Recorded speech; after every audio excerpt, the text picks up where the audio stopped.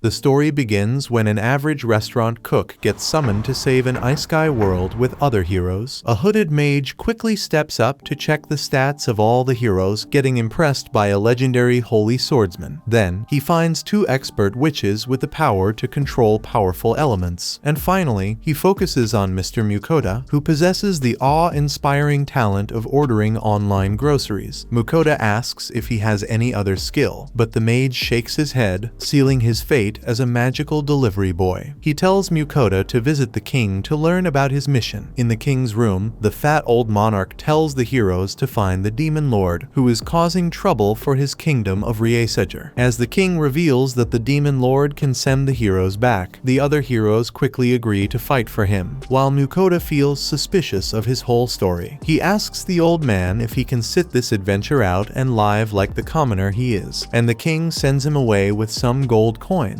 Afterward, he heads out to the city, where everyone stares at his weird corporate wage slave suit. Mukoda changes his outfit and rents a room where he checks his stats to learn that he also has a magic storage and appraisal skill. Then, he uses his grocery skill, which opens a holographic online store. He then inserts some money into the screen and buys some quick food to keep him going, thinking that he can make good money as a chef with this skill to leave the plain country. The next morning, Mukoda rushes to catch a carriage to the town of Keels. On the way there, he asks a merchant what he's going to sell, who tells him that he's going to sell a very precious item called soap. Mukoda feels surprised that soap is so precious and asks the man if he stores his goods in a magic storage. However, the merchant tells him that the magic storage skill is very rare, so he has to carry everything around. Then, Mukoda asks him about the appraisal skill and learns that it's a legendary skill that's practically unheard of. The merchant wonders why he's so interested in these rare skills, but Mukoda claims that he was just dreaming. Then, the merchant tells Mukoda that he made a good call going to a border town because the kingdom is soon planning to seal its borders. Once Mukoda gets to Keels, he finds out that the kingdom has banned further carriage services, and a few soldiers tell him that the king is always trying to start wars without reason. Mukoda feels glad that he decided to leave the dangerous country, but wonders how to escape without a ride. He visits an adventurer's guild and asks for some bodyguards, and the receptionist tells him he'll need to offer 7 gold coins for his difficult request. Mukoda feels surprised by the price, but decides it's better to pay than get trapped in a war-torn country. The receptionist accepts his payment and introduces him to the adventurer Werner, who tells him that his party is ready to leave the next morning. The next day, Mukoda sets out for the kingdom of Venan with Werner's party, and they take a break after traveling some distance. As Mukoda sets up his kitchen to cook, the adventurers feel surprised by his magical storage and foreign equipment. He serves them some fresh sandwiches, which they all find incredibly delicious. Werner feels guilty for getting luxurious food for free, but Mukoda tells him it's not a big deal for him. Seeing his friendly response, Werner nods and promises not to poke his nose into Mukoda's secrets. Afterward, the group runs into some bug monsters on the way. Mukoda jumps in fear as a bunch of bug guts land near him, and a party member informs Werner that there's an angry boar up ahead. Werner's team turns the boar into a bunch of pork chops, and Mukoda stores all its meat in his magic storage. Then, he prepares some special pork soup for them, and the team feels their energy recharging from the hearty food. Mukoda wonders why his food is restoring their energy, since he just cooked a normal soup for them. He uses his appraisal skill to check everyone, and spits out his own soup, shocked that his food actually is giving the adventurers a huge stat buff. Thinking that his otherworldly ingredients could also have hidden side effects, Mukoda decides to keep his food sources secret to avoid being turned into a slave. While everyone chows away, a pair of green eyes silently stalks them in the night. The next day, Mukoda cooks everyone a heavy dish of fried pork, which they instantly devour. However, their joy is short-lived as the legendary Fenrir beast appears behind Mukoda. The giant wolf uses its aura points to threaten Mukoda into giving it food, but loses them all as it starts chomping on them like a starving puppy. Mukoda panics while quickly whipping up more batches of meat to satisfy the hungry dog. After emptying all the stocks of Mukoda's food mart, Fenrir stops eating and tells Mukoda that he's surprised he could satisfy it with such a small amount of food. Fenrir tells the exhausted cook that it wants to form a contract with him, but Mukoda feels worried about befriending such a dangerous creature. He tries to decline Fenrir's Fenrir's offer, but the wolf keeps interrupting him, making it clear that he isn't asking for his consent. Mukoda then asks Werner and his scared teammates if it's a good idea to trust the wolf, and finally accepts Fenrir's offer as they nod their heads. Fenrir then calls over Mukoda and presses its head against him, which creates a glowing light that signs their partnership contract. Once the contact is done, Fenrir proudly sits down to rest and orders Mukoda to cook 3 meals for him every day, leaving him completely stunned. Then, Fenrir asks for a new nickname, and Mukoda gives it a dog name like Bob. However, the wolf feels offended that it's getting treated like a house pet and settles for the name Fel. After settling down from their shock, the group starts traveling again, and everyone wonders how they'll enter the border with the massive beast following them. Werner thinks that the Venan royalty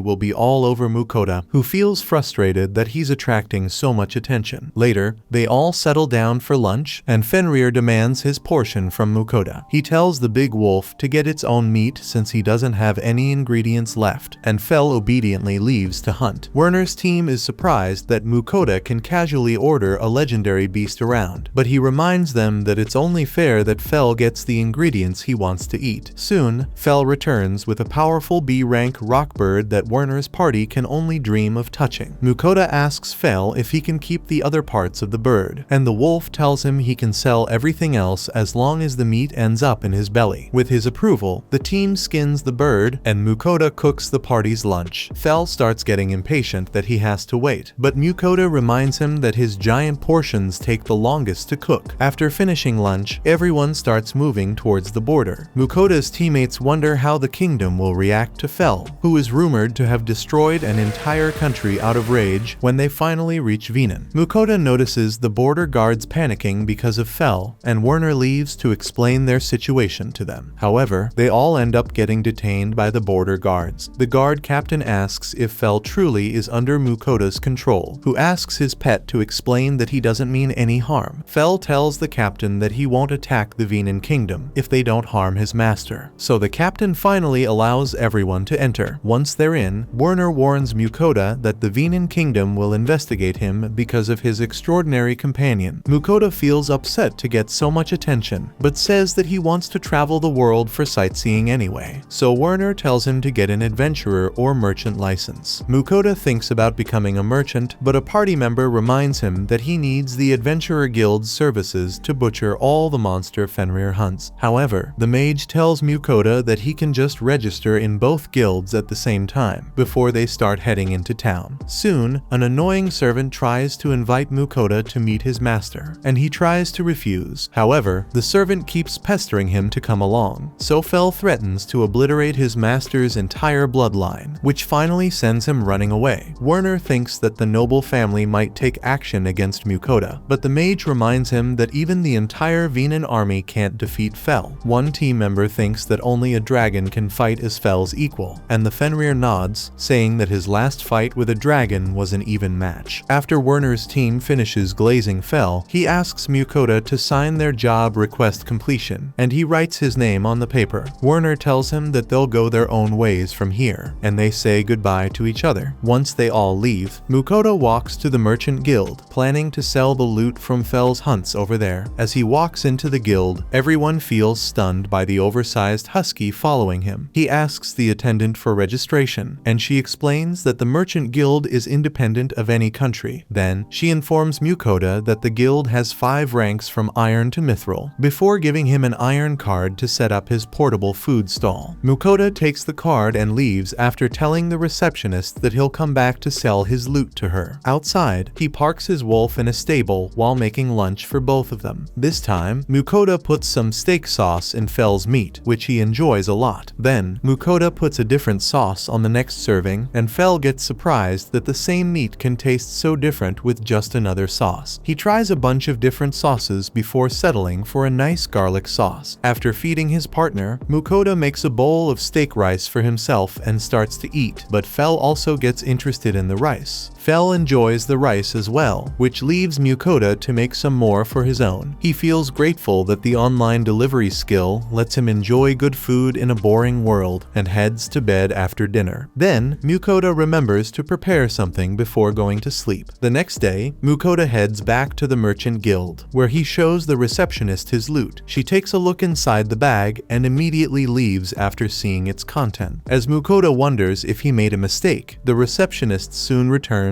and takes him to a private room, where the guild master reveals that his salt and pepper are of such high quality that they can sell them to the royal family. The guild master offers to buy all of Mukoda's goods and asks where he got them from, but he awkwardly tries to keep his secret. Noticing Mukoda's hesitation, the guild master stops asking and offers 10 gold coins for his goods. Mukoda is shocked, since he bought the spices for only a few copper coins, but the guild master mistakes his silence for dissatisfaction with the price. He raises his offer to 15 gold coins for everything, and Mukoda finally accepts, realizing he's discovered an infinite money glitch. After getting the gold coins, Mukoda heads for the Adventurers Guild and begins registering himself. The receptionist gives him the lowest G rank card before explaining that he needs to complete one quest per month if he wants to keep his membership. He nods and accepts an easy-looking quest to gather some medicinal flowers for the month. A few days later, Mukoda goes outside the inn and stretches his arms, ready to gather herbs for the quest. Watching him get ready without a care, Fel reminds him that he wants breakfast before they go out. After breakfast, Mukoda goes out to his quest location with Fel, who complains that breakfast wasn't enough to fill him. Mukoda tells him to hunt for meat while he gathers herbs, but Fel doesn't leave before activating a magic shield to protect him from monsters while he's gone. With the legendary dog gone, Mukoda uses his appraisal skill and starts picking the first herb he needs. He soon completes the quest requirements and picks some extra herbs as ingredients for his cooking. Then, Mukoda begins preparing lunch while waiting for Fel to come back. As he takes out his cooking set and orders some ground beef and sauces, Fel returns with another rock bird, saying that he left more monsters in the forest. Mukoda nods and continues cooking his ground beef pasta. Once it's done, Fel feels suspicious of the dangly noodles, but immediately gulps them down after tasting how good they are. Mukoda then gives Fel some cheese to add on top, feeling happy that he can still enjoy all the treats from his old world in this life. After lunch, they head to the forest to get Fel's meat, and Mukoda feels shocked by all the crazy monsters he has hunted. He asks Fel if it's okay to eat half-human monsters like orcs, but Fel explains that it's completely normal for humans to eat them. Mukoda nods before putting all the beasts in his storage and gets on Fel's back, who takes him on a roller coaster ride back home. Once they get back, Mukoda heads into the Adventurers Guild and hands the herbs to the receptionist, who feels surprised that he got so many on his first quest. After he asks her where to sell monster meat, she gets surprised that a weak man like him can hunt, but Mukoda explains that it was actually his guard dog's work. The receptionist nods, then sends Mukoda to the butcher, who gets shocked by the amount of meat he has and takes him to the back of the building. There, the butcher tells Mukoda there are rumors about him and Fel, before Mukoda shocks him with all the powerful beasts he has. The butcher tells him it'll take a while to process all the monsters, so Fel asks for some quick orc meat for the day's dinner. With the orc meat in hand, Mukoda plates some soft pork picadas with delicious meat sauce. Fel quickly digs in, but Mukoda still feels disgusted at the thought of eating orc meat. However, he quickly changes his moral code and inhales the premium pork after getting a taste. The next day, Mukoda goes to the butcher to get his meat. The butcher shows him all the meat before giving him over 200 gold coins for the other monster materials. Mukoda feels surprised, but the butcher reminds him that high-ranked monsters are precious loot. The butcher then gives him a magic crystal from an rank beast, before asking about the rumors that his legendary Fenrir is just a high-ranked great wolf. The butcher then laughs it off, thinking that Fel is the legendary beast for sure with his confidence, and Mukoda leaves with a new excuse to hide his pet's identity. To keep them both safe, Mukoda leaves the town and rests at a midway point outside. There, he asks Fel if he wants to order some gourmet food online, and quickly starts buying the food as Fel creates a waterfall drooling over all the options. Once the food arrives, Fel quickly swallows it all, and Mukoda gives him a final cut of of precious wagyu steak to enjoy. Fel thinks that the small meat is too pathetic, but realizes it tastes better than anything he's had before. Mukoda explains to him that wagyu cows are specially raised to taste the best, which surprises Fel. He tells Mukoda that in their world, nobody farms animals on a large scale since they just eat monster meat. Once Fel finishes dinner, he tells Mukoda that he's feeling strong enough to defeat the ancient dragon he once fought. Mukoda checks his stats and realizes that his food gave Fel a 50% buff, and Fel leaves to use his power for more hunting. Mukoda feels worried to be alone at night, but Fel confidently tells him that his barrier is enough before leaving. After he leaves, Mukoda takes out a soft futon mattress and goes to sleep. Meanwhile, Fel runs through the forest and turns a rock bird into chicken drumsticks. Then,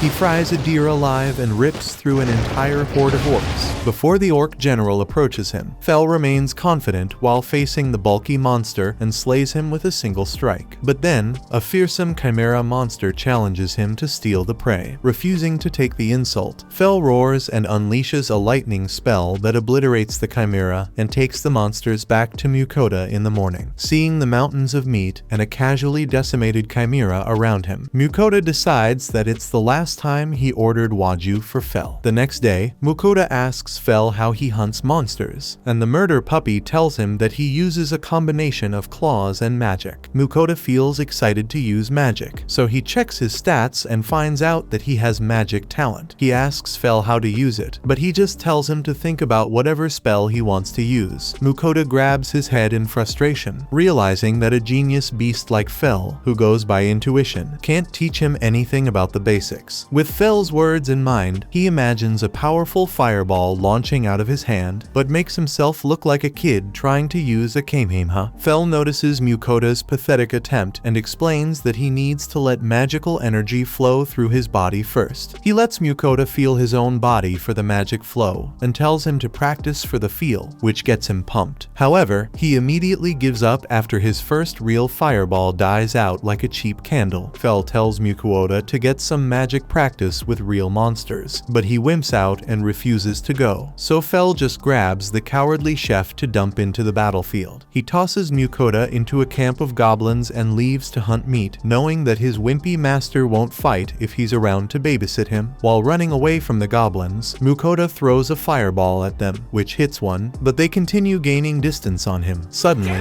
Mukoda trips on a stone, and one of the goblins jumps to attack him, but Fel's barrier protects him. Inside the barrier's protection, Mukoda starts lobbing more fireballs at the goblins, and his final attack actually defeats a couple. However, he collapses from exhaustion and passes out, but Fel finally comes up to take him away. Later at night, Mukoda wakes up in a cold sweat but calms down after feeling safe. Fel praises him for his final fireball, but Mukoda starts crying because he threw him into such a dangerous place. Then, Fel notices that Mukoda leveled up. Before he gives him the body of the Goblin King, he asks Mukoda if the body has a magic stone he can sell for more wagyu meat, but the traumatized chef refuses to give him any more treats for the time being. Mukoda then gets up to prepare a normal dinner, but orders some bakery goods after falling down from exhaustion. Fel feels upset that he's not getting any meat, but he stops complaining after finding the bread delicious. After finishing his portion, Fel asks for more sweets, but Mukoda warns him that he'll get fat if he eats too much. However, the magic wolf confidently tells him that he's immune to poison and illnesses because he got a blessing from the goddess of wind, Ninrir. Mukoda feels jealous that Fel is so overpowered and starts praying to God to give him some buffs just like him. As his desperate screams ring out, a mysterious lady sits at a pond, smiling softly. The next day, Mukoda reaches another town, but the overgrown mutt behind him causes the people to panic. The border guards quickly surround Mukoda, but he explains to them that Fel is actually just his pet great wolf. Fel telepathically reminds Mukoda that he's not a great wolf, while the guards feel suspicious of him. After verifying his guild card, they tell Mukoda that he's allowed to enter their town, warning that if Fel causes trouble, Mukoda could get executed or sold into slavery as punishment. With this information in mind, Mukoda heads into the town and leaves Fel in a stable, while he goes out searching for a world map. He enters a library and gets interested in a magic book, but is surprised that books are expensive because paper is a rare material. Then, he asks the shopkeeper if he has a world map, and the old man gets angry that Mukoda thinks he has top secret FBI level information just lying around. Afterward, Mukoda decides to find a bigger library for his needs, but returns to his room after finding nothing. He goes back to Fel and orders some instant food for the hungry dog, which easily cheers it up. Afterward, Mukoda begins eating his own chicken and rice, but Fel, the legendary pig, starts drooling over that as well. The next day, as Mukoda explores the town, he bumps into some drunk adventurers near a pub. He enters the pub, feeling scared of all the tough adventurers around him, but talks to a party sitting together at a table. The party feels annoyed by Mukoda, but they all warm up to him after he treats them to some drinks. Mukoda asks the adventurers if they can tell him more about their world,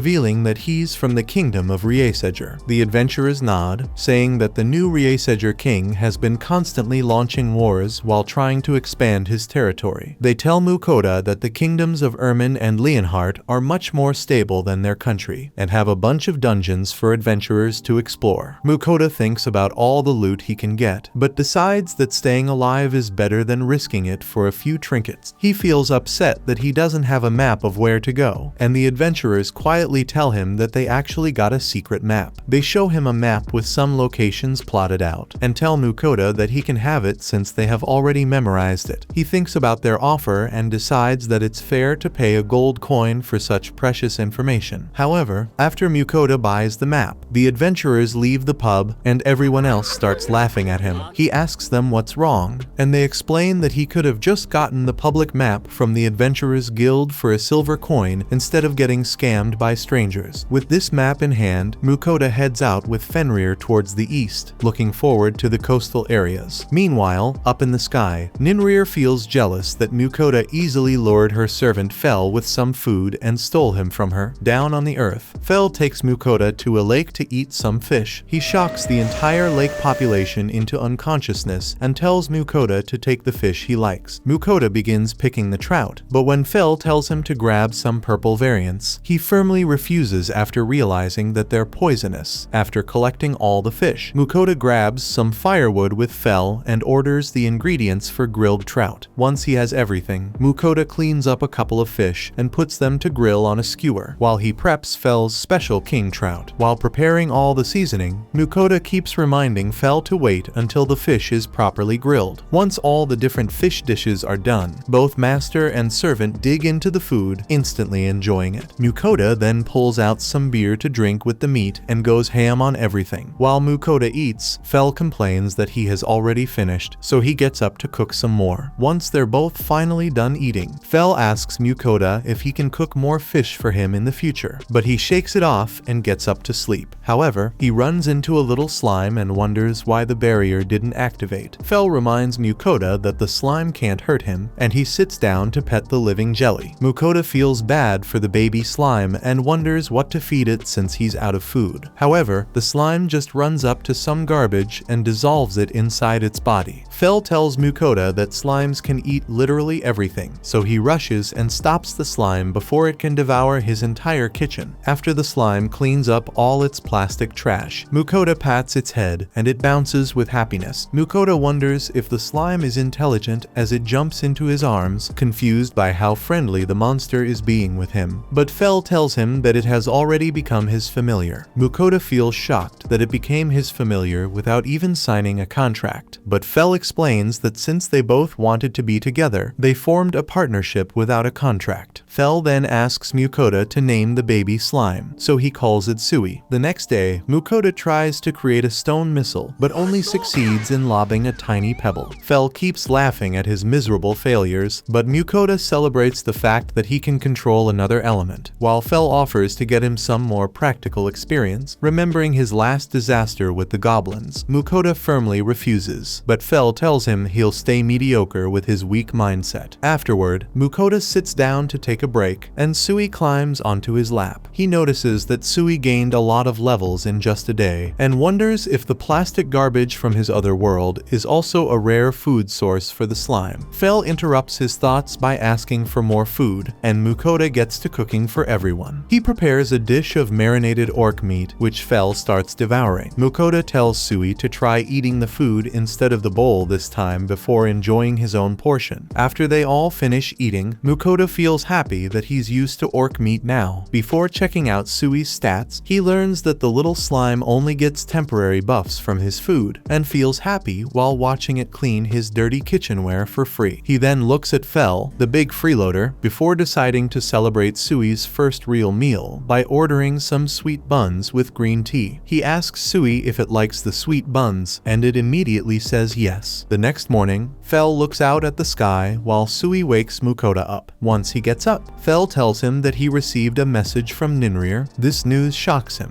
but Fel explains that his master is willing to give Mukoda a wind blessing if he sends her some sweets from his world every week. Mukoda feels confused why a powerful being like Ninrir wants food, while Fel informs him that the minor blessing will protect him from status effects and enhance his magical talent. However, as Fel reminds him of the weekly gift, Mukoda wonders how to send it to Ninrir. Fel tells him that he can place the sweets anywhere, and Ninrir will take them if he offers them. Then, after he tells Mukoda to give Ninrir some sweet buns and bread, he wonders why Fel's master is demanding food like a toddler asking for candy. After getting all the sweets Ninrir wants, Mukoda offers them to her, and the items disappear into thin air. After the items disappear, a faint glow appears on Mukoda's body, and he feels happy at receiving the blessing. Meanwhile, Ninrir feels ecstatic as she enjoys the sweet buns, thinking she has truly found happiness. She feels sad after the bun quickly disappears into her belly, but some chocolate milk gets her excited again. Ninrir thinks about saving the rest of the precious sweets she has left, but her greed gets the best of her, and she finishes them all in one go. Back on Earth, Mukoda successfully uses his stone magic after getting Ninrir's blessing. After some training, he feels tired and heads over to his backpack to get some food. He grabs a chocolate bar and sits down with Sui, waiting for Fel to return after a task. Soon, he returns and senses that Mukoda ate something behind his back, so Fel starts throwing a hissy fit to get some chocolate of his own. As he orders some chocolate for Fel, Mukoda suddenly receives a message from Ninrir, who tries to act mysterious, but ends up begging him for the chocolate like a spoiled child. Mukoda finally realizes the reason Ninrir blessed him, and he gives her the chocolate before Fel pushes him to leave for their next location. On the way there, he asks Mukoda about his earth magic progress, and after learning that he's still at a beginner level, Fel decides to take him somewhere special. Soon, Mukoda finds himself at the entrance of a new dungeon and tries to sneak away. However, Fel drags him back, saying that he needs more experience to improve his magic. Mukoda starts crying that the dungeon is too dangerous for him, but Fel reassures him that it only has weak monsters. Mukoda says that the weak monsters are still a big deal for him, but Fel tells him that he can't continue progressing at a snail's pace and reminds him that his barrier will protect him anyway. However, he warns Mukoda that if he gets too deep in the dungeon, his barrier might not work, so he needs to be prepared to protect himself. Realizing there's no way out, Mukoda starts preparing for his dungeon crawl and orders a bunch of different food. He explains to Fel that his food gives different kinds of buffs and begins stuffing his face to prepare for the dungeon. Once Mukoda finishes, Fel thinks he's ready for the fight, but he still feels scared as he heads inside. Fel gets frustrated that he's already shaking like a leaf at the entrance, so he pushes him into the action. Suddenly, a slime pops out, and Mukoda feels guilty for attacking it while having Sui with him. However, Sui mercilessly spits acid and melts down the opposing slime with zero guilt. Then, Mukoda uses his earth bullet to take out another enemy slime and notices that the earth is swallowing up its body. Fel explains that a dungeon is actually like a living creature that absorbs everything that dies inside it, which makes Mukoda even more scared as they head deeper inside. Once they go down a floor, suddenly, some kobolds start chasing Mukoda, who turns around and hits them as they get too close to him. He thinks he has done a great job, but Fel tells him he's still too weak and takes him even deeper to get stronger. After arriving at the lower level, Mukoda gets shocked by an entire army of kobolds and tries to chicken out. Fel refuses to let him weasel out and tosses Mukoda right into the horde with Sui to help. As the angered kobolds charge at him, Mukoda screams like a girl and flinches pathetically, but Fel's barrier protects him while Sui snipes all the monsters. Mukoda finally calms down after realizing he's safe and starts spamming his stone bullet to delete the kobolds. After decimating the entire floor, he notices two final kobolds who turn around to escape, but a creature inside the cave knocks them back. As the kobold king steps out, Mukoda stands there helplessly, before doing what he does best, running away screaming like a little girl. Fel reminds him that he can't defeat the monster by running, so he tries to use his stone bullets, but the kobold king easily shrugs off his attacks. Mukoda tries using more bullets, but the monster just attacks him through them. Then, after Fel warns him that the king can destroy his barrier, Mukoda gets serious and launches a big bullet attack that finally knocks out the monster. However, the kobold king somehow gets back up, and Mukoda runs out of mana to defend himself. As he thinks he's going to turn into wolf poop, the kobold king's attack gets stopped in its tracks by Fel's barrier, who reveals he was just lying to make Mukoda fight seriously. While the monster remains distracted, Sui pops up and melts it into a puddle of goo, and Mukoda passes out from exhaustion as his slime starts glowing. Later, Mukoda wakes up outside the dungeon with Sui nearby. Mukoda asks Sui if it's okay, and he replies that he's fine. He feels relieved at Sui's answer, but feels shocked after realizing that it's actually talking to him. Sui explains that he was able to talk after defeating the kobold king, and Mukoda finds out that he evolved into an adult slime after the fight. He then checks out his own stats, only to get heartbroken that he's even weaker than a 2-week-old slime. Mukoda then asks Sui about Fel, and he tells him that he went outside for a task. As Mukoda wonders if Sui is a special slime who can talk, Fel returns with a bloodied snout and asks for some real food. Mukoda gets mad at him for lying about the barrier, but Fel reminds him that he wouldn't have gotten stronger otherwise, so he starts ordering ingredients. After Mukoda prepares an egg-simmered rockbird gravy with rice, they all enjoy their lunch and sit down to relax. He asks Fel if he has already talked with Sui, and Sui confirms that Fel is a good uncle. The Grand Fenrir Fel gets offended and screams at Sui to use his normal name, which makes him cry. Mukoda comforts Sui in his arms and emotionally blackmails Fel, who gives up his dignity and finally allows Sui to call him uncle. While Fel tries not to cry from shame, Mukoda keeps cuddling his slime companion, feeling happy with his growing party. The next day, as they run through a forest, Fel tells Mukoda that they're going through boss-level Orthos and Griffin territories. Mukoda feels terrified, but Fel reminds him that those monsters can't touch him, but his pathetic master still tries to turn back and escape. However, Fel refuses to budge and tells him they're already inside Orthos territory. Once they head deeper, Fel suddenly stops, and soon, a bunch of brave and stupid Orthos jump out to fight. Mukoda quickly hides in a bush with Sui, while Fel reminds the young monsters how dumb their decision to fight is. The first Orthos rushes to attack Fel, but he takes it out without even touching its body. Finally, the other hooligans realize they're fighting a demon and run back into the forest. Fel calls Mukoda to come out, who asks him how he attacked the Orthos without even touching it. Fel proudly explains that he can use magic to claw at enemies even from a distance, and Sui asks Mukoda if he can use this skill too. He reminds him that he doesn't have claws like Fel, but starts praising Sui for having an even better acid spray, while Fel watches unamused that the slime stole his glory. Later at night, as Mukoda gathers some water in a bucket, he gets startled by a sound. Fel tells him that he's acting scared with no reason, since the Orthos won't appear to harass them again. He then asks Mukoda for dinner, who gets ready to start cooking, but feels horrified remembering that it'll still take them 3 weeks to get out of these wretched forests. Mukoda then takes out some black serpent meat and starts making a sweet and spicy sauce for it. Once Mukoda's done preparing the meat, he forces himself to eat it, thinking it's chicken, but Fel steals it all for himself. Left with nothing for himself, Mukoda cooks up another batch for his hungry dog and slime, but after they both finish, all he gets for himself is a small serving left for a sandwich. The next day, Fel is running through the forest, but stops after seeing some rare healing mushrooms, explaining that they can even heal broken bones. Mukoda gets off to pick all the mushrooms and lets Sui eat some of them. As he finishes filling up a full basket, Mukoda feels shocked when Sui starts glowing. He quickly checks on his baby, but Sui tells him he's fine, so Mukoda checks his stats with appraisal. He learns about Sui's new potion creation skill, and Fel tells him that slimes can get the properties of the magic materials they eat. Mukoda feels excited to see the healing potion factory in action, and Sui tries his best to create his first potion. As some liquid starts dripping out from Sui's arm, Mukoda rushes to collect it in a bottle and feels surprised that it's a high-quality potion that can heal near-death injuries. He asks Sui if he can make lower-quality potions as well, and Sui confirms that he can also make low and medium-quality potions for smaller injuries. Seeing the healing potion created so easily, Fel feels surprised by Sui's unique skill and praises him for his intelligence. Sui feels happy with all the attention he's getting and jumps into Mukoda's hands, who pampers him even more. A few days later, Mukoda and Fel stop in the Griffin territory. As the first Griffin appears, Mukoda gets ready for another fight, but the monster asks to have a duel with Fel to prove its strength to its people. Fel agrees and warns the Griffin that he won't hold back, but Mukoda telepathically tells him not to take the monster's life. With both of them ready, Fel charges at the Griffin, which flies up and shoots a storm of feather arrows at him. Fel avoids the arrows, but loses sight of the Griffin in the dust, so the bird uses this to launch a surprise attack. Mukoda feels lost since the fighting is happening in the dust, but Fel finally uses a tornado spell to sweep up the Griffin. As the tornado disappears, the Griffin falls from the sky, and Mukoda gets angry at Fel for going too far. However, the Griffin feels proud that it fought a serious match against the legendary Fenrir before closing its eyes. Mukoda quickly calls over Sui and uses a powerful healing potion on the Griffin, which gets up, feeling embarrassed that it lost so easily. However, Mukoda shows that it actually got Fel with a slight injury, and Fel awkwardly admits that he did get hurt. At this news, the Griffin gets excited and roars to call all its tribe, who fly over to their location. The Griffin heads to the lead spot and thanks Fel for helping him get recognized as a leader of his pack. He gives Mukoda a feather to keep so he can safely pass through the Griffin territory in the future, before flying away with its tribe. Afterward, Fel demands a big dinner because he used so much strength, so Mukoda decides to treat him with all the meat they have left. He preps some orc meat with egg batter and fries it in oil, and serves the finished dish to his party. Then, Mukoda sits down for his own meal and tries to forget that he's about to eat a half-human. Meanwhile, Fel and Sui finish their portions and ask for seconds, but then Fel reminds Mukoda to give his sweet gifts to Ninrir. Mukoda feels anxious that he totally forgot, and orders some more sweets before Ninrir gets upset and turns his wind blessing into a curse. The next morning, Fel finally makes it out of the forest with Mukoda, who feels excited to enter the kingdom of Leonhardt. He tells Fel that they're running out of meat, and the oversized meat processor starts running anxiously to hunt more monsters as soon as possible. However, they encounter a caravan getting attacked by some bandits, so Mukoda asks Fel to save them in exchange for a special dinner. Up ahead, the bandits quickly overpower the caravan guards, but Fel arrives at the scene and roars to intimidate them before ordering the bandits to leave. Facing the legendary beast, the bandits drop their weapons and get arrested. While the caravan leader Lambert thanks Mukoda for his help, Mukoda asks him where he was headed, and after learning that they're going to a Leonhardt city called Kerlina, he asks to tag along with them. Once they all start walking towards the city, Mukoda hears the guards whisper about his Fenrir and learns that they use a magic messaging ability to communicate between cities. Mukoda sighs, hoping that he remains safe from all the greedy monsters after his precious dog. After a little while, the caravan stops to rest, and Fel reminds Mukoda that he promised him a feast. Mukoda thinks about what to cook since he doesn't have much meat, so he decides to make some perfect nuggets with all the remaining chunks. As Mukoda's party indulges itself, the adventurers smell their amazing food and walks over to check it out. Noticing their pitiful stares, Mukoda gives the beggars some food as well, and he quickly runs out of all his meat before getting to eat even a single piece. As thanks for the good food, the adventurers adventurers offer to guard their group while Mukota's party sleeps, and he happily accepts their offer. Nearby, the bandits get angry at the guards for being detained, but Mukota reminds them that Fel will turn them into beef jerky if they try anything funny. The next day, the caravan reaches the city of Carlina, where they hand over the bandits to the police. The caravan guards then decide to head over to the Adventurers Guild, and Mukota goes with them as Lambert heads back to his shop. However, when Mukota actually visits the guild, he learns that his license was revoked because he was inactive for over a month, as the receptionist explains that he needs to keep doing quests to retain his membership. Mukota gives her his tag to re-register and tells her to register Sui as his familiar. She gets weirded out by the slime, and everyone else starts laughing at Mukota. After getting registered, he heads to the shop to sell his meat, and the adventurers ask if they can look at the rare monsters Fel hunted. Soon, they stare at the mountain of dangerous beasts stacked up like a pile of trash, and quickly accept that Fel really is a real Fenrir. Meanwhile, the butcher feels excited to work on such high-quality materials. Out of curiosity, Mukota asks him if he can butcher his meat elsewhere, and learns that other butchers can cheat him or carelessly ruin the monster loot. As the butcher gets to work, Mukota feels excited to try more exotic meat, while the adventurers realize that they just ate literal gold from him last night. They all apologize for eating Mukota's precious meat, but he tells them that he doesn't mind at all. As thanks, Captain Lars tells Mukota to ask him for any help since he's a well-known guy in the city. Afterward, Mukota heads to an inn to sleep, but feels bad that he has to keep doing quests to sell his meat at the guild. As he closes his eyes to rest, Ninrir starts telepathically crying that he hasn't given her any attention after coming to the city. So Mukota gets up to give her a gift. He orders some extra special stuff this time, and Ninrir accepts them like an excited child, making him doubt her goddess status before he goes to sleep. The next morning, Mukota looks at a guild billboard for some quests, and Fel tells him to hunt some goblins to increase his rank quickly. Mukota reminds him that he still has PTSD from his last goblin encounter, and asks Fel why he's in such a rush to rank up and visit the ocean. Fel shamelessly tells him that he just wants good seafood, and Mukota feels terrified of all the krakens and serpents lurking in the ocean. However, Fel insists that they go because he loved the fish they ate last time, and tries to get Sui to support him. Mukota tries to convince Sui not to go, but it says that it wants to melt more monsters, forcing him to accept his party's decision. Once they head out to hunt, Sui spots a group of 3 goblins and turns them into fertilizer. Mukota feels disgusted while cutting off goblin ears for proof, but then another bunch of them appear from behind. Sui sprays them with acid again and melts through the entire pack like butter. While Mukota's knees tremble with fear, Sui asks him if he can fight more goblins, so Fel drags him away before he can refuse. Soon, the slime machine gun finishes, wiping out the local goblin population, and Fel makes Mukota collect all their ears to get more adventurer points. Mukota feels worried that the mountain of goblin corpses might attract beasts to the city or create another dungeon, and asks Fel to clean them all. He suggests burning the bodies, but Mukota refuses to risk setting the entire forest on fire, so Fel then asks Sui to melt them all. Sui asks for Mukota's permission before enlarging into a giant form, and Mukota checks his stats and learns that he got another skill. Sui explains that he can now change his size at will, before melting his big form away and creating dozens of new slimes, which get to work and eat up all the goblins. Mukota asks Fel if this is normal, but even the old Fenrir feels surprised by Sui's mysterious powers. After the slimes finish cleaning up, Mukota realizes that Sui's powers might be even more valuable than his own grocery skill. Afterward, Mukota orders some bread while they rest, and he wonders if it's okay to finish ranking up in just one day instead of the whole month. Once he gets back to the guild, Mukota feels trapped as the guild members panic over his mountains of goblin ears. The receptionist calls him over to meet her guild master with his party, and Mukota gets ready for another stressful meeting. After Mukota enters the guild master's room, the leader, Willem, asks him about the goblins. Mukota tells him that he encountered a big tribe of them, and Willem explains that the city was having trouble with all the goblins that had popped up, so he'll reward Mukota for taking care of them all. Mukota feels relieved that he's not getting investigated, while the guild master praises Fenrir's power for defeating the goblins. However, Sui reminds Willem that he did all the hard work work, and the guild master feels surprised that Mukoda has another unique friend. Then, he tells Mukoda that the royal family has allowed him to live freely in their kingdom, but asks for Fel's help if they face an emergency. While Mukoda celebrates his freedom,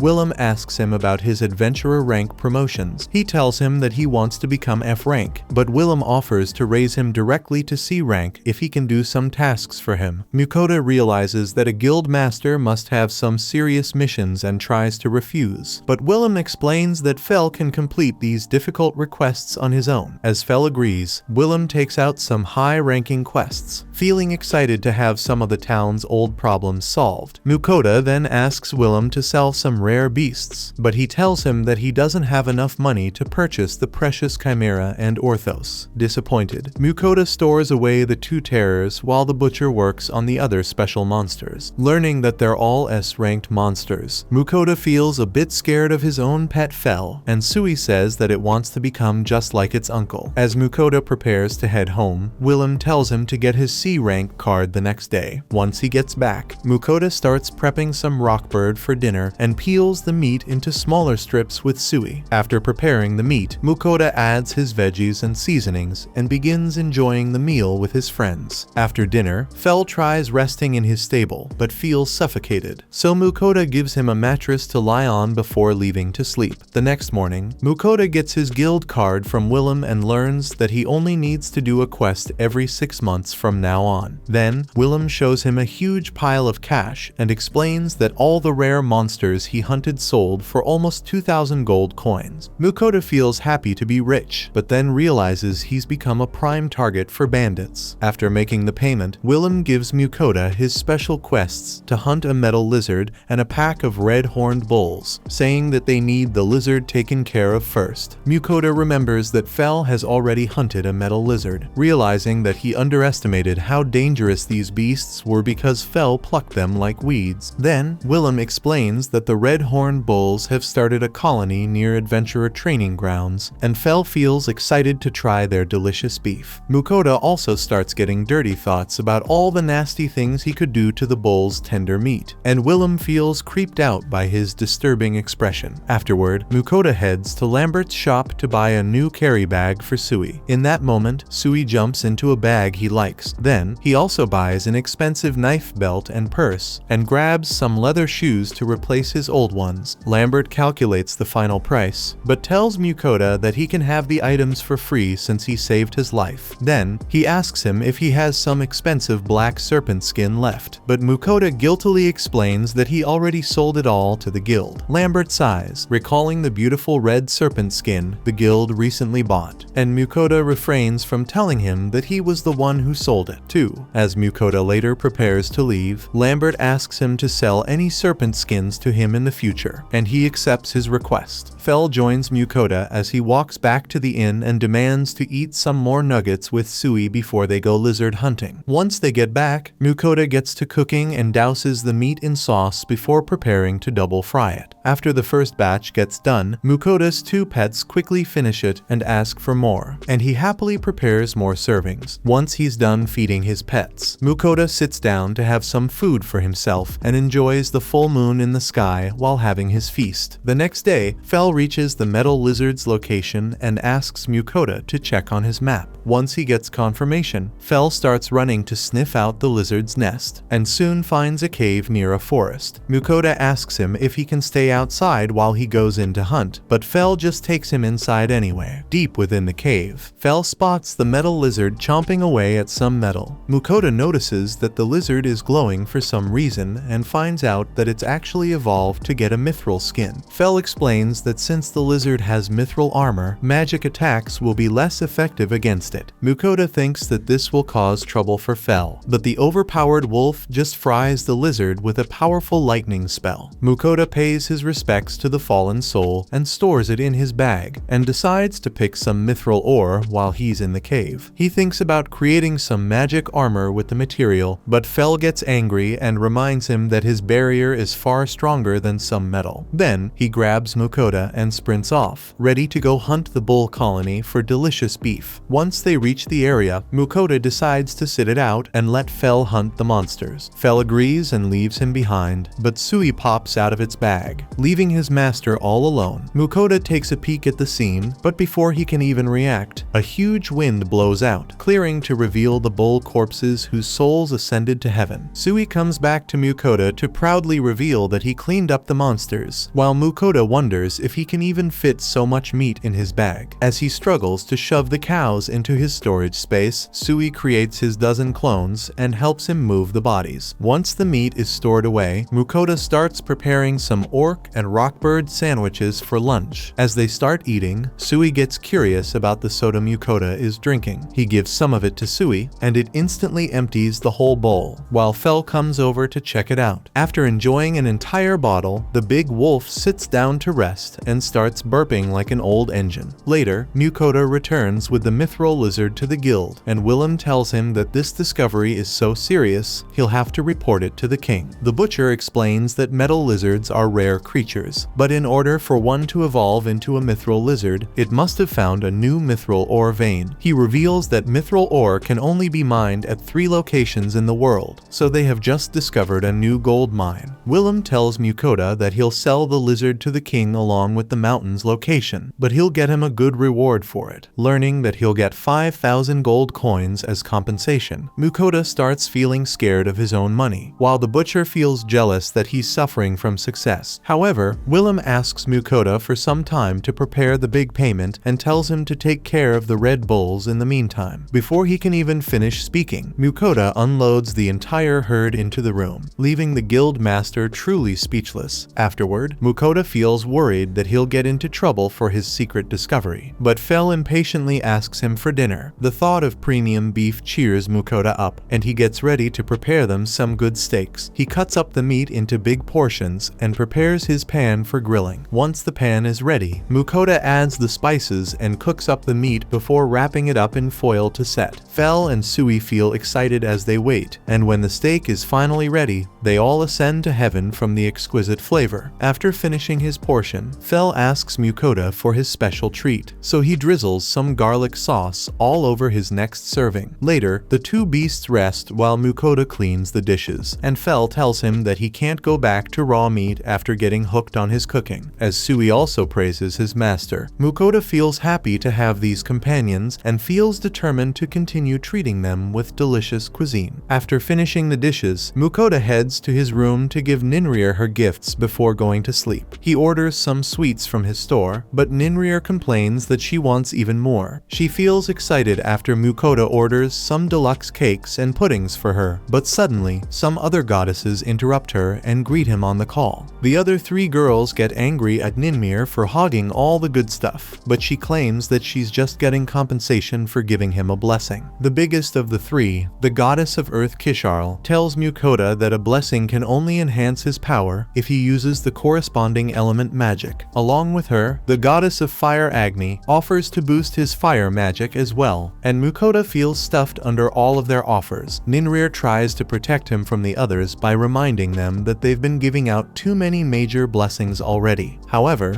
the 2 just settle for giving him minor blessings, and Mukoda feels like he can't refuse them even if he wanted to. Mukoda asks them if it's normal for one person to gain the blessings of multiple goddesses, and they realize nobody else in history got it. However, Agni doesn't care, and she blesses Mukoda without his consent, and Kisharl does the same. Ninrir feels upset that she has to share her human bakery, but the 3rd goddess quietly asks her if she's not going to get anything. Ninrir and the others grow quiet after she speaks, and she introduces herself as Rusalka, the goddess of water. Rusalka feels upset that she can't get Mukoda's sweets because he doesn't have any water magic and starts crying. Everyone panics to calm her down, and the girls tell Mukoda he should help. While he feels confused about what to do, Sui asks him if he can help. This gives Mukoda the idea to have Sui blessed by Rusalka, and she agrees to give him a major water blessing. Once all the girls calm down, Mukoda sends all of them a big box of treats as a gift. Before lying down to check his stats, he decides to keep his blessings a secret, while Sui feels confused, so Mukoda tells him to test out the blessings the next morning. The next day, Mukoda uses his fireball and stone bullet spells, feeling happy to see them much stronger than before. Then, Sui creates a big ball of water and completely obliterates a giant tree with it, before slicing down another 2. Mukoda feels feels scared of Sui's power and warns it never to use its powers on people. While Mukoda goes back to training with his new power, Fel goes out to hunt some more beasts. When he later returns, Fel sees that Mukoda built a new house for them to sleep in with some earth magic. However, he puts down a black serpent, demanding dinner before they can go in to rest. The next day, Fel asks Mukoda if he wants to hunt some more meat. He refuses, saying that they should sell the serpent skin to Lambert while they collect the previous meat from the Adventurers Guild. Once they go back to town, the butcher hands over the finished bull meat along with the money, saying that it will still take them some time to process the mithril lizard. Mukoda nods and gives him the black serpent to process the meat and skin. Before returning to make lunch, he takes out a meat grinder to make some mincemeat, and Sui helps him crank the manual machine to finish the work in seconds. Once the meat is ready, Mukoda sautés some onions and prepares the meat in an egg and bread batter. Then, he turns the beef into patties and puts them on a grill, and the group soon stuffs their faces with some good food. Once they're done eating, Mukoda tries washing himself, but realizes that the inn's soap is useless. He decides to order some premium soaps and shampoos from his online mart to use and sell to Lambert. Once the soap arrives, he visits Lambert's shop and starts by selling the serpent skin. Before asking him if he can sell his soaps as a merchant, Lambert looks at the soap and admires it for its high quality. But when Mukoda introduces the rest of the magical hair and skin products as well, he starts thinking that God sent him a miracle from heaven. Lambert explains to Mukoda that his wedding anniversary is next week, so he got the perfect gift to give his wife, who is tired of all his bags and purses. As Mukoda learns that Lambert's wife loves taking baths, he starts wanting a bathtub for himself and asks him if he sells any. Lambert shows him a luxurious tub, but explains that because bathtubs are so expensive to make, he'll need a few hundred gold coins to pay a specialized tub shop. With all the money from monster loot, Mukoda decides it's worth it to pay so much, and Lambert offers to introduce him to a tub maker before he leaves. The next day, Mukoda goes back to Lambert to check on him and meets his enthusiastic wife at the door. She introduces herself as Mary before explaining that because of Mukoda's shampoos, her husband actually looked like he had taken a shower for the first time in years. She then praises Mukoda for his magical conditioners that fixed her dry hair, and Lambert asks him if he can sell his soaps in his store. Lambert says that he's a bit skeptical about selling soaps as a leather merchant, but his wife tells him that the rare soaps will be an instant success. She asks Mukoda to sell his goods to Lambert's store, and he quickly accepts, saying he doesn't know other merchants anyway. After finishing his goods delivery, Mukoda heads back to Fel and Sui, and Fel asks him if they can go hunting again. However, Mukoda refuses, explaining that the guild master arrived in town to see him before leaving the bored wolf to rot alone.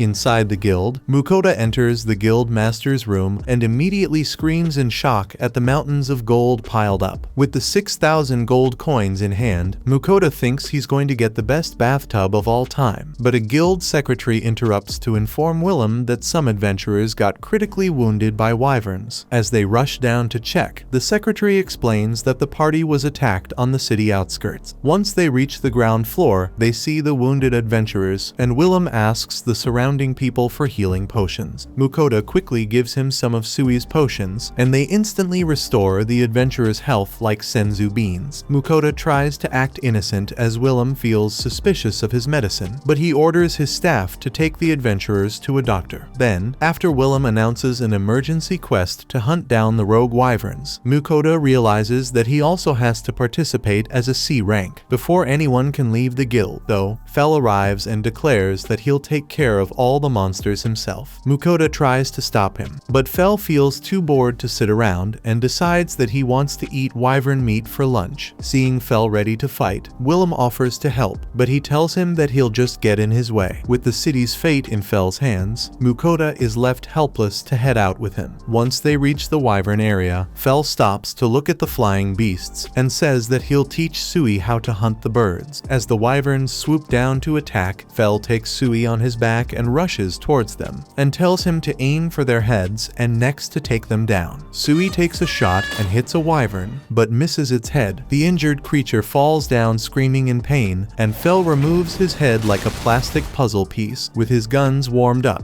Sui starts launching artillery missiles at the flying beasts, while Mukoda hides hides behind a rock like a complete wimp, watching the two of them rip the wyvern flock apart. Mukoda feels heartbroken that his cute Sui is getting corrupted by the violent Fel. Suddenly, a wyvern sneaks up behind him, and he screams like a little boy. When it strikes him with its tail, Fel's barrier activates and blocks the attack. However, Sui and Fel arrive just in time to turn the wyvern into a headless chicken. After they finish off the flock, Fel and Sui ask for lunch, and Mukoda pulls out some leftover beef patties. He coats them in some egg batter and fries them up before enjoying the delicious meat with his cold-blooded friends, while Mukoda enjoys an outdoor barbecue. The guild secretary feels worried that he'd get hurt by the monsters. However, Willem remains confident that he'll return just fine with the murder puppy Fel by his side. It takes a while for Mukoda's group to return, so the guild members get worried, but he finally returns at night. Willem anxiously asks him how the mission went, and Mukoda informs him that they exterminated all the wyverns in the sky. Soon, the entire guild erupts into cheers, and Willem explains that the wyverns had been terrorizing them all for quite a while. He tells Mukoda that the guild thought they were taking too long because they got hurt, while he feels guilty that he was just stuffing his face with burgers as they waited. However, Fel just tells Willem they were eating the wyverns, exposing their secret with zero shame. Mukoda later tells Willem that he preserved the wyverns' bodies by chopping their heads off, leaving him shocked that they can carefully handle such dangerous beasts. Willem tells him that he can butcher the meat for free, but only has enough money to pay for half of the monsters. But Mukoda doesn't mind. Once he hands over the meat, he returns to the inn to rest and remembers to send sweets to the goddesses who blessed him. Just then, he gets a message from Agni complaining about her sweets, but Ninrir secretly tells him to give her a bigger share of sweets. As Mukoda feels more frustrated, Kisharl also secretly asks him for hair care products, while Ruzalka requests some meat. Mukoda reminds all three of them that the others will find out about their secret messages when he sends the gifts anyway. As the three feel embarrassed, Agni gets furious that they contacted him privately, while Mukoda wishes he could end it all. The next day, Mukoda walks with Fel to the bathtub store. As he enters the large building, he instantly gets charmed by all the luxurious baths around him. While the shopkeeper shows him around all the different goods, Mukoda settles for a plain green tub and asks him to get it ready. The shopkeeper feels surprised that he has already decided and asks if he has a monthly payment plan for the hundreds of gold coins. Mukoda realizes that he doesn't look like he can afford such a huge amount up front and gives the owner a huge bag of gold. The shopkeeper asks him if he needs a delivery service for the tub, but Mukoda just uses his storage space and happily leaves the store with Fel. As they walk through the city, Mukoda asks Fel to leave the town since everyone started treating them differently after the wyvern hunt. He goes out to a nice forest to start setting up the tub, while Fel leaves to go hunt. After Fel leaves, Mukoda creates a stone wall for privacy and puts the tub inside, while Sui fills it up with water. Then, he warms up the water with his fireball before adding some special bath salts to it. Mukoda finally jumps into the cozy tub and washes off the months of dirt and grime on him, and finishes off the bath with a bottle of milk. After getting out of the bath, Mukoda starts preparing the wyvern meat for lunch. He chops some onions, slices the meat, and then prepares a sauce to soak it in. Once the meat is cooked, he pours the gravy on some rice and finishes the dish with some garnish. However, since Fel still hasn't returned, he decides to make some more food while he waits. Mukoda orders some veggies and bottles and prepares the rest of the meat in a nice stew. As he waits for the food to cook, Sui calls out that Fel has arrived, but Mukoda gets jump scared by a dinosaur corpse. Fel proudly tells him that because he wasn't satisfied with just some wyverns, he decided to hunt an earth dragon as well. Mukoda tries to ignore his insane feat, but starts screaming in panic anyway, and Fel wonders why he's so scared. Mukoda asks him what he's supposed to do with a real dragon, reminding him that it's so rare nobody will even buy it from him. Fel asks him if he can just get the meat from the dragon before noticing the aroma of the delicious wyvern food before Fel can eat, though Mukoda tells him that he's dirty from the fight and orders him to take a bath. Fel starts coping that he always keeps himself clean, but Mukoda refuses to let him eat before cleaning up. To help him bathe, Mukoda orders some dog shampoo from his store. Fel feels offended that he's getting treated like a pet, but Mukoda starts grooming him like a dog anyway. Once he brushes Fel's fur, he splashes him with water, and Fel feels annoyed by the little splashes. He asks Mukoda to just use Sui's water, but he explains that Sui can't make warm water for a bath. However, as he watches Sui play in the water, Mukoda gets the idea to mold his slimy body into water pipes. With the water pipe,